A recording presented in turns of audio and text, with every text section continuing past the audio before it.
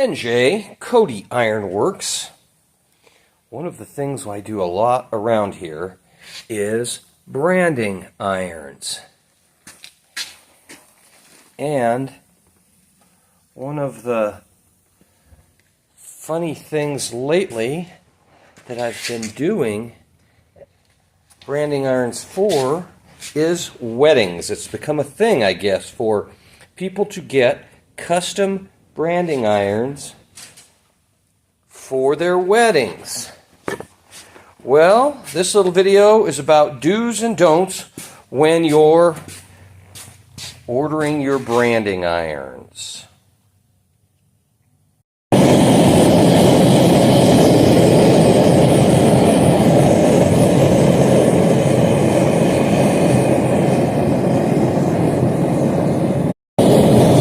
Some things you brand are more sensitive to the heat than other.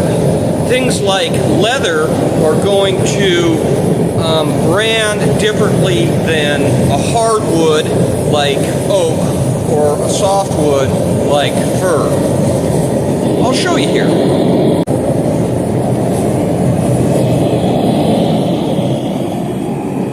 This is a piece of leather, very heavy leather. Here's a fairly simple branding iron that I've done, and we'll just try it.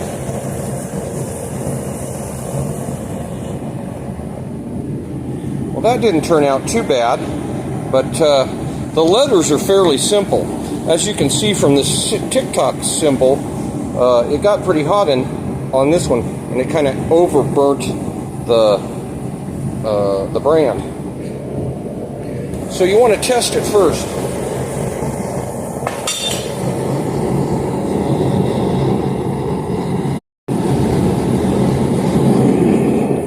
This is a piece of soft pine.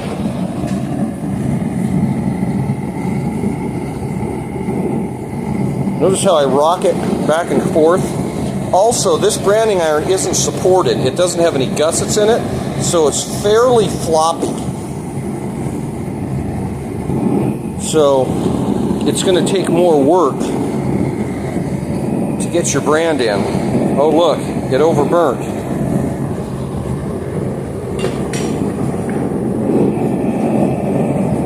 This is oak.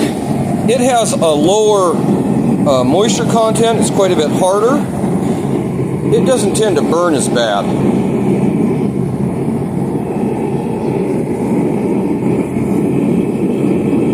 You don't get that overburnt blotch in it so bad.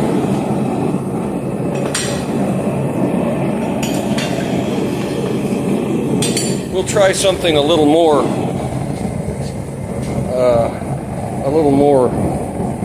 intricate. Oh, that turned out fairly good.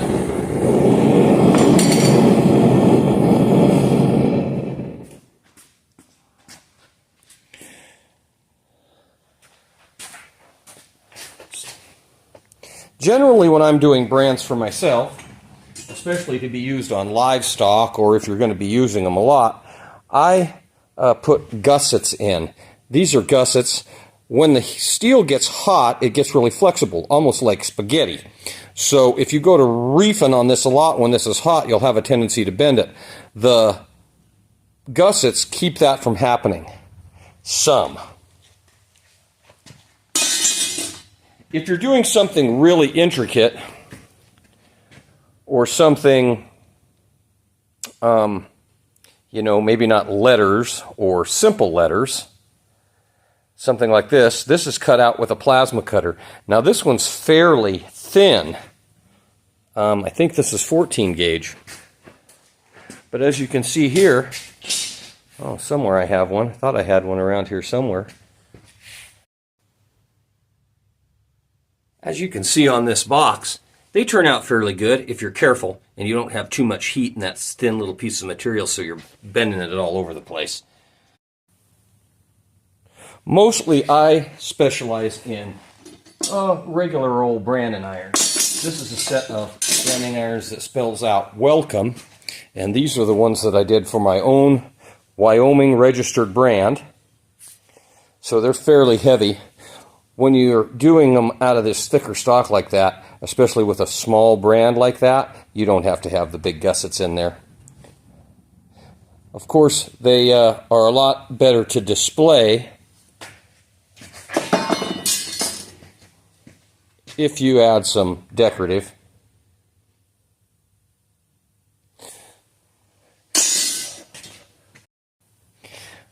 I've probably done 10 or 12 branding irons in the last 2 or 3 years for weddings. If you're to do something really dramatic, they're going to cost you quite a bit of money. The best place to find those is Etsy. Seems like that's where the best prices are on that kind of stuff. I specialize in real brands for cows and horses and livestock, but I can do some fancy ones once in a while. So there's a piece of hardwood that kind of shows you. And but you can really overburn it. Now this, of course, you got to start with a flat piece of wood, or else your brand doesn't work out very good. Yeah, if it's got a little cup in it, you can see that you have to push down so hard that you'll end up blotching the whole thing out. As far as leather goes, you can get too much heat. You don't need it quite so hot. This one turned out fairly good. Well, get it hot and hit it. Always wear your safety squints, and if you're getting married, good luck.